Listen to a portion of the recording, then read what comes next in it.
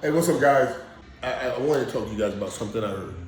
Today I was listening, of course, watching sports. I was watching, I think, ESPN. And I saw them talking about Shedeur Sanders while talking about Tim Hasselback. He was on with someone, I forgot who it was, but they were talking about Shedeur Sanders, and his comps for Shedeur were Andy Dalton and Kirk Cousins. And they were saying they don't believe at the top of the draft that you would take a Shedeur Sanders because his comps only gives you Andy Dalton and Kirk Cousins. And so I said, wait a minute, that sounds foul to me. That really did sound foul because I liked him, and I think Tim Hasselback does a very good job at what he does, really does. But there are certain things that limit him, I do believe. Now, maybe it doesn't limit, he just don't see it. But let me tell you, let me just say it this way. There are things I think Tim overlooks that needs to be put in this conversation. What he was trying to say, and he didn't say it in a bad way, he said, if you give me Andy Dalton numbers and Kirk Cousins numbers, that's a good career. Kirk Cousins thrown for almost 43,000 yards over a 12, 13-year career. 288 TDs, that's a very good career. And he was saying, but will you draft that in the 1, 2, 3, 4 slot? He's like, I don't think you draft that at the 1, 2, 3, 4 slot. You don't draft Kirk Cousins or Andy Dalton. I'm like, whoa. No. Tim is narrow in his thinking to put Shedeur Sanders with Andy Dalton and Kirk Cousins. Narrow in his thinking. And I wanted I pondered and I wanted to ask, well, by your standards, because he was saying physically gifted, he doesn't have the strongest arm, and he's not that athletic. Sounds funny to say he's not that athletic coming from Deion Sanders' son, but he's athletic enough to play the quarterback position and move around, but not very athletic. And he doesn't have the strongest arm. So he was implying that his physical skill set doesn't make him a top 5 draft pick. And I was like, wow, that's a little disingenuous. And because I don't like calling a man a liar or anything like that, but I wanted to know, how did you see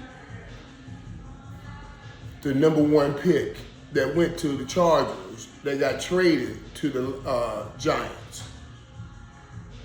How did you see Eli Manning coming out? He certainly didn't have the strongest damn arm. And he did not, oh my God, let's not even talk about have an ability to run. He was coming from the Manning family. But you didn't slight him and said he had comps of guys like Andy Dalton and Kirk Cousins. And I don't know if he has numbers better than Andy Dalton and Kirk Cousins. But you didn't say he shouldn't be the number 1 pick taken. And he didn't have the strongest arm, and he certainly couldn't do any kind, he couldn't run.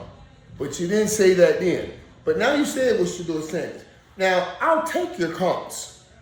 I don't mind Andy Dalton and Kirk Cousins as your comps. And this is what I'm only talking this because I want to talk about it when we live stream. I want you guys to tell me what you think about this. I'll take your Kirk Cousins and Andy Dalton comp. But what you slighted on, and what I'm saying you're being disingenuous, is it's not about the number of yards he throws for. If any one of these guys does a good job, and any one of these guys throw for, if Shedeur throws for 43,000 yards, we're going to say that's a great career for him. 300 touchdowns, that's a great career for him. But that's not what we're talking about. We're not saying Kirk Cousins didn't have a great career. Kirk Cousins had a great career.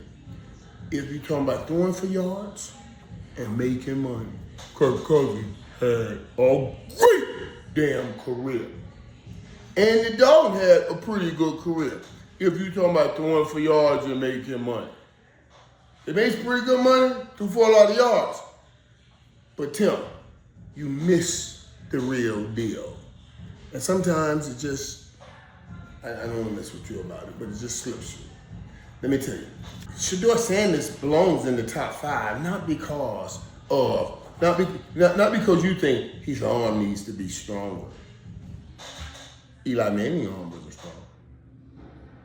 He needs to be able to run. I'm gonna say it and then move from it. Like the other black guys. Eli Manning can run like the other black guys. You know what I'm saying? And he still was the #1 pick. And they argue over that #1 pick. All I'm telling you guys, man, let's be real here. Let's be real. Tom Brady ain't gonna win on none of those tests. If you ask about a strong arm, Tom Brady ain't gonna win. If you ask about a running, the ability to run, Tom Brady ain't gonna win. But let me tell you, Tim, where you miss. You put Tom Brady in the playoffs, and he will win. He won't win in a arm throwing contest, and he will not win in a foot race contest. But every time you put him on a football field, he does win. Let me give you some more of this so you understand where you blew it.